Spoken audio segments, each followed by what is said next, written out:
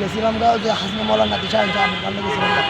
তো এই সবাই মেলা বসতেছে, আমি ওই যে ওটাতে নেমে বসে বসে মাছ ধরছি, হাতি যেগুলো মাছ ওই যে এখানে এই যে মাছ তুলতেছি।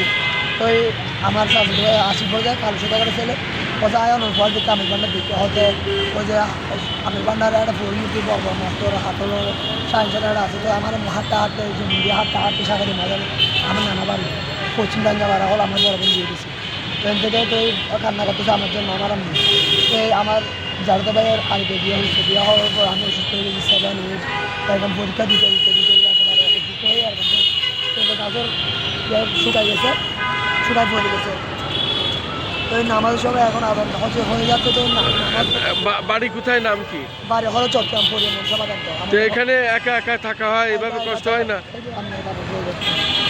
আমরা এভাবেই কিছু ভাসমান মানুষদের শীত বস্ত্র বিতরণ করে থাকি, যতটুকুন পারি সাধ্যমতো আমরা কিছু ঔষধ বা নগদ অর্থ যাই পারি আমরা সাধ্যমতো বিতরণ করি। কিন্তু আমরা দেখতে পাচ্ছি এই যে হতদরিদ্র মানুষের মধ্যে এই বয়সের মানুষ, সে চিটাগাং থেকে এসেছে, এইভাবে ফুটপাতে পড়ে আছে, কি খাচ্ছে কি না খাচ্ছে কোনো খোঁজখবর নেই।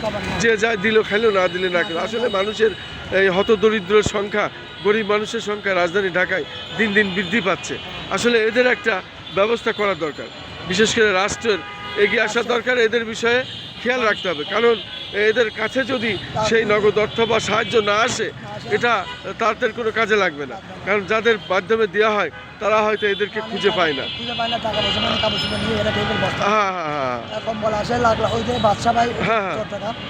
আমার যে উনি আমার সিগারেট খাওয়া দেখতেন, তো উনি না সিগারেট খাওয়া দেখতে পায় না, যে তো আমি সিগারেট একদিকে দিয়ে না দেখে খাইয়ে আবার একটু আসি। তো এখন দুপুর হয়ে গেছে, এখন মনে করেন যাইতে হবে চট্টগ্রাম। তো এখন বলছে বাচ্চাদের মতো এখন যাই কি করবো, জামান হোটেল গরম তুলে যা হবে পুরের মধ্যে গরম গরম ভাত রাত দিয়ে ভাত তারপর বাচ্চাটা তাহলে খুব একটা ভালো নেই, কষ্টে দিন কাটে, খাবার টাবার অভাব খুব অভাব। শুধু দর্শক আসলে তার কথা সে এইভাবে বলল, কি করবে সে আনমনে এখানে এইভাবে বসে আছে। যদি কেউ কোনো সাহায্য সহানুভূতি দেয়, আসলে বর্তমান অবস্থা এরকমই, মানুষের খুব আর্থিক অনটন, সাহায্য সহানুভূতি না পেলে এরা চলবে কী করে? যেহেতু এরা ভাসমান মানুষ, এর বাড়ি চিটাগাং, দেখার তো আসলে কেউ নেই। একমাত্র আল্লাহ তো আছে। হ্যাঁ, সেই কেউ দেখে না, আল্লাহ তো আছে।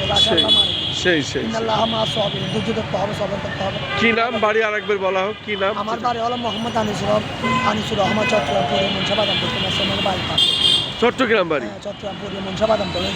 আচ্ছা, আমার সাথে হলো সরকারি চাকরি করতো, সরকারি চাকরি যে পেনশন পেয়ে কি টাকা ইনার যে টাকার গুণ বিলে গেছে হাজি সাহেব, মানে কি লাল তার থেকে একটু শয়তান তার কিন্তু সব শয়তান শয়তান করে যে বিল্ডিং উপরে রোডের মধ্যে গিয়ে আমাদের বিল্ডিং ভেঙেছি। বিল্ডিংয়ে আমাদের ওই হারুন তারপর রাজু, তারপর একজনের বাড়ি চাঁদপুর, একজনের বাড়ি সিলেট, একজন সোহা।